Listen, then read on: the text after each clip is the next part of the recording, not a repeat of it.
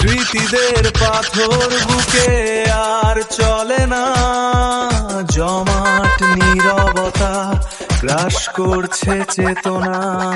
আমাকে পুড়িয়ে দাও, আমাকে পুড়িয়ে দাও, ছাই হয়ে যাক এই পুরনো যন্ত্রণা।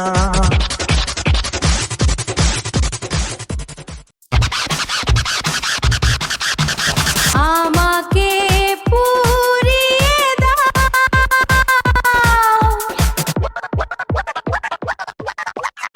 আমাকে পুড়িয়ে দাও,